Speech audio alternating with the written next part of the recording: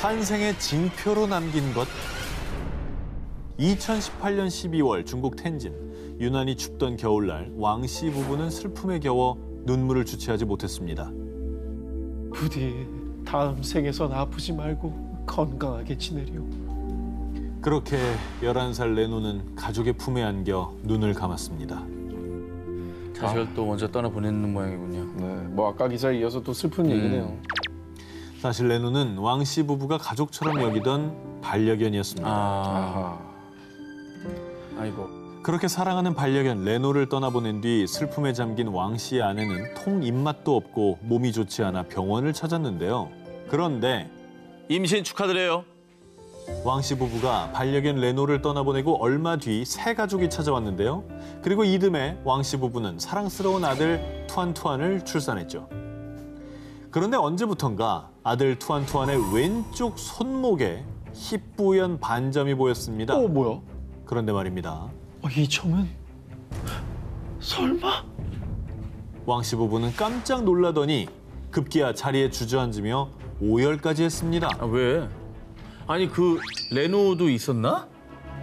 설마? 그렇습니다. 하늘나라로 떠나기 전 반려견 레노는 갑자기 털이 빠질 정도로 유독 왼쪽 다리를 계속 핥았고요. 어머머머머. 그래서 왼쪽 다리에 흉터가 생겼었는데요. 뭐야? 그런데 반려견 레노의 왼쪽 다리에 있던 흉터와 너무나 흡사하게 생긴 반점이 아들 투안투안의 왼쪽 손목에서 발견된 거죠. 너무 비슷한 위치인데? 야, 이건 소름이다. 그런 걸 수도 있겠다. 자기 알아보라고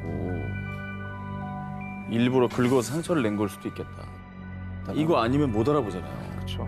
아들 투안투안의 손목에서 발견된 반점. 반려견 레노가 자신을 꼭 알아봐달라는 징표로 남긴 건 아니었을까요?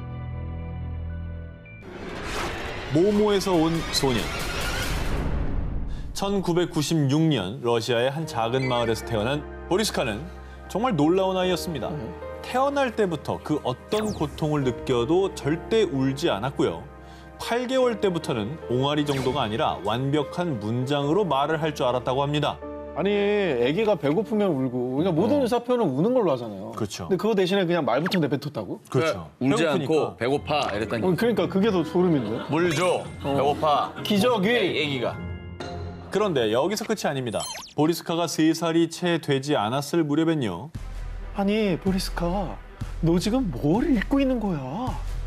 보리스카가 우주 관련 서적을 읽고 있었다고 합니다. 그냥 본 게 아니라 읽었답니다. 그러더니 태양계 행성의 이름뿐 아니라 위성과 은하들의 이름까지 줄줄이 읊었다는데요. 3살도 되지 않은 아이가 말이죠. 아니 이건 영재 수준을 뛰어넘는 거잖아요. 이거는 공상과학 소설에 나오는 주인공 같아. 이게 말이 됩니까? 우주에 관심이 많은 아이입니다. 그렇다고 해서 3살이잖아요.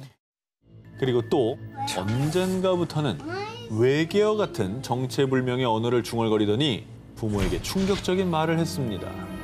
사실 저는 화성에서 왔어요. 보리스카의 말에 의하면요. 자신은 화성에서 전쟁을 하던 중에 목숨을 잃었고 이후에 이 지구에서 환생한 거라고 합니다. 그리고 이를 증명하기 위해 보리스카는 자신이 살던 화성에 대해 구체적인 설명을 했는데요. How were they different? Они были больше, выше, Да. сильнее. Did you use energy? Выспал? Плазменные батареи, Plasma. ионовые батареи. 저걸 아이가 지어낸다는 거는 조금 믿기지가 않아요. 그러니까 이게 만약에 우리 나이가 했으면 당연히 뻥이죠. 우리 나이였으면 거의 뭐 주변에 사람이 많이 없겠죠. 듣지도 않았겠죠. 근데 이제 아이가 저에게 한다는 거는 보리스카는 지구에서 일어날 큰 사건들도 예언했는데요. 2008년 지구에 큰 재앙이 닥칠 거예요. 무려 6만 명 이상의 사망자를 낸 중국의 쓰촨성 대지진이 2008년 5월에 일어났었고요. 오, 맞아. 와, 난리 났잖아요, 저때. 진도가 엄청 셌죠. 맞아요. 그래서 일각에선 보리스카가 재앙을 예언했다라며 충격을 감추지 못했습니다. 그리고 보리스카는 2011년도에도 큰 재난이 발생할 거라고 예측했는데요. 2011년은 근처에 그 후쿠시마. 그렇죠. 동일본 대지진. 네. 아시아 쪽을 많이 마시네요. 그렇습니다. 2011년에 규모 9.0의 동일본 대지진이 일본을 강타했고요. 지진을 많이 이어가네. 뉴질랜드를 비롯해 일명 불의골이라 불리는 환태평양 조선대에서 잇따라 대지진이 발생했었죠. 이 모든 걸 보리스카가 예언했고요. 일치했습니다. 이 화성소년 보리스카. 그런데 정말 미스터리한 건요. 네. 언젠가부터 보리스카가 흔적도 없이 자취를 감췄다는 겁니다. 그래? 그래서 이를 두고 사람들은 러시아 비밀 첩보 기관이 보리스카를 감금했다. 원래 고향인 화성으로 다시 돌아갔다라고 이 수많은 추측들을 쏟아내고 있는데요. 화성인에서 지구인으로 환생했다고 주장하고 자신의 지난 생까지 모두 기억하는 보리스카. 정말 환생한 걸까요? 그리고 지금 대체 어디 있는 걸까요? 실험으로 증명한 사후세계. 1997년 영국 노퍽주에 위치한 마을 스콜. 이 마을에 있는 한 저택의 지하실에 심령학자인 앨런 부부와 로빈 부부 그리고 여러 사람들이 모였는데요. 그런데 갑자기 지하실에 있던 라디오에서 들려온 한 목소리 들어보시죠. Manu, are you there?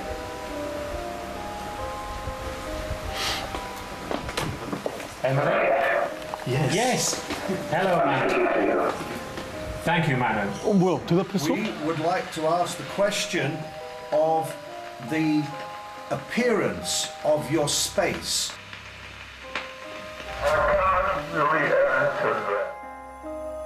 누구야? 이렇게 대답을 해. 뭐야? 마누라고 그랬죠, 마누. 마누가 누구예요? 되게 옛날 이름이잖아. 마누가 사는 세계라니. 자, 이 영상은요. 1993년부터 5년 동안 실제로 진행된 죽은 자와 교신하는 일명 스콜 실험입니다. 라디오 속 목소리의 주인공인 마누는 이승과 다른 세계 사이의 문을 지키는 문지기, 즉 사후세계에 존재하는 자라고 합니다. 무슨 소린가 싶으시죠? 쉽게 말하면 죽은 자와 교신하는 실험을 했고요. 성공까지 한 겁니다. 진짜? 대체 그러면 어떻게 사후세계 존재를 저렇게 뭐 연결을 해낸 거예요?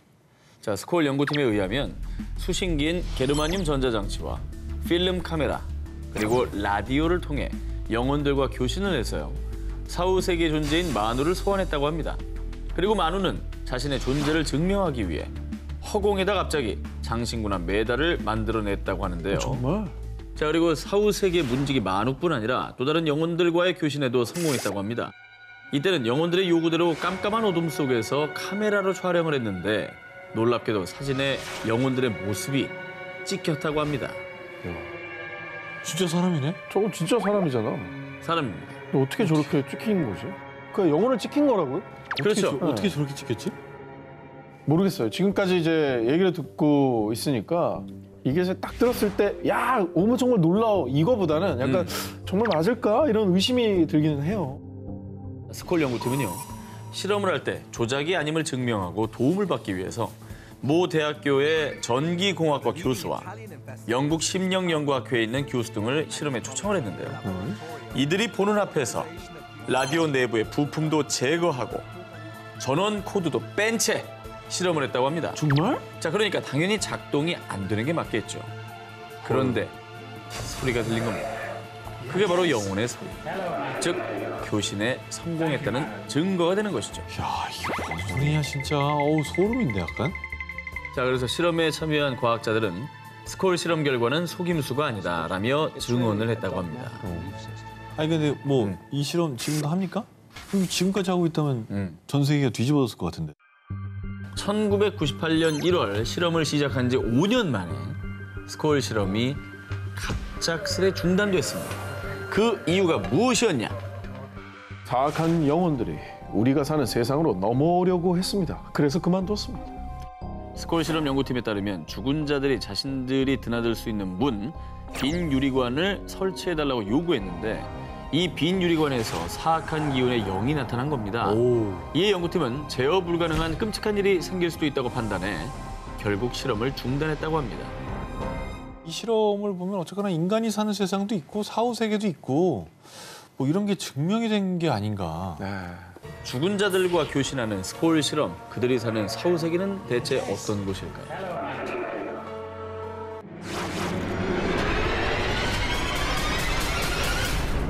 자, 이번에 여러분들에게 사진 한 장을 보여드릴 테니까요. 이게 무슨 물건인지 한번 맞춰보시기 바랍니다. 어허, 궁금하네요. 네? 자, 이것의 이름은 세네트입니다. 약 5,000년 전부터 고대 이집트인들이 즐겨한 전통 보드게임인데요. 자, 그런데요. 이 게임이 그냥 재미로만 한 게임이 아니라고 합니다. 바로 사후 세계로 가는 자격을 부여받을 수 있는 게임입니다. 보드게임을 하면 사후 세계로 간다. 그렇죠. 거기서 이겨야 자격을 준다는 거예요? 뭐예요? 고대 이집트인들은요, 사후 세계, 일명 두아트가 존재하며 육신이 죽은 뒤에는 두아트에서 영생을 누릴 수 있다고 믿었습니다. 그런데 망자의 혼은 영생의 자격을 얻기 전에 태양신 라의 배를 타고 사후 세계인 두아트를 여행해야 되는데 이때 필요한 게 뭐냐? 망자는 세네트로 나를 이길 수 있겠는가? 태양신을 수호하는 메헨이라는 신과 세네트 게임을 해서 이겨야만 태양신의 배를 탈 수 있다고 합니다. 그러니까 신 메헨과의 세네트 게임에서 지면 두아트에서 영생할 기회가 주어지지 않는 것이죠. 어쨌든 뭐 사후세계 패스권 같은 그런 게임이네요. 그렇죠. 뭐 무조건 이겨야겠는데요. 사후 세계에서 영생을 위한 필수 조건이었던 세네트. 그래서 실제로 고대 이집트인들이 생전에 세네트를 한 흔적이 곳곳에서 발견됐는데요. 이집트 제18왕조의 파라오 투탕카멘의 무덤에서 세네트가 발견됐고요. 19왕조 람세스 2세의 왕비 네페르타리의 무덤 속 벽화에는 홀로 세네트하는 왕비의 모습이 그려져 있습니다. 뭐 세네트가 인기 있었다는 건 그만큼 고대 이집트인들이 사후세계에도 좀 좋은 데 가고 싶은 마음, 그럼요. 그 믿음과 열망이 그만큼 강했다는 거네요. 이번엔 고대 이집트의 사후 세계에 대해 좀 더 딥하게 알아보겠습니다. 고대 이집트 문화의 상징과 같은 피라미드, 이집트 왕 파라오들은 역대 가장 크고 화려한 피라미드를 완성하라. 생전에 자신들의 왕궁보다 무덤인 피라미드를 건축하는 데 더 온 정성을 다했습니다. 한 예로 이집트 제4왕조의 제2대 파라오 쿠프 왕의 피라미드는 높이 146m에 총 면적 260만 제곱미터, 무려 축구장 111개를 합친 어마어마한 규모를 자랑합니다. 이게 뭐 오죽하면 불가사이겠어요. 네. 그리고 무덤의 주인인 망자의 육신도 온전해야 사후 세계에서 부활할 수 있다고 믿어 시신도 미라로 만든 것이죠. 사후세계에 대한 진정한 믿음이 있으니까 영생을 위해서 현세에서 저렇게 피라미드, 미이라까지 만들어가면서 노력을 했다라는 거죠. 그렇습니다. 그래서 현세에서 만반의 준비를 하는 건데요. 자, 그런데 앞에서 망자가 영생의 자격을 얻기 위해 사후 세계인 두아트를 여행한다고 했죠. 그때 여기서 꼭 만나야 하는 이가 있습니다. 바로 신 오시리스. 사후 세계인 두아트의 왕 오시리스가 망자에게 영생의 자격이 있는지 생전의 죄를 심판한다고 합니다. 망자의 심장을 추해달라. 망자가 생전에 도덕적인 삶을 살았다면 망자의 심장이 추 반대쪽의 깃털보다 가볍답니다.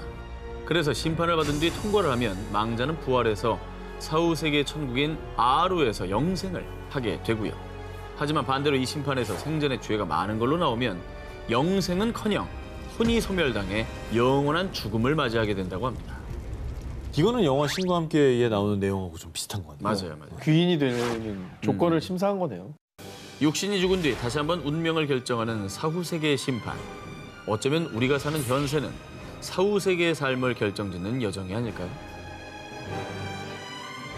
그곳이 궁금하다. 사후세계 19, 13위를 공개합니다. 천국에 다녀온 소년. 2003년 미국, 천국에서 누나를 만나고 돌아온 한 소년이 있습니다. 엄마, 나한테 누나가 또 있어요. 누나는 지금도 있잖아. 아니요, 누나는 한 명 더 있었어요.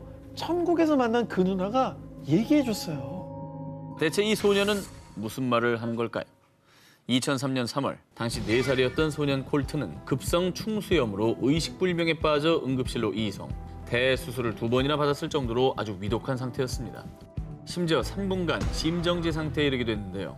하지만 다행히도 수술은 무사히 끝났고 콜트는 건강을 회복할 수 있었습니다.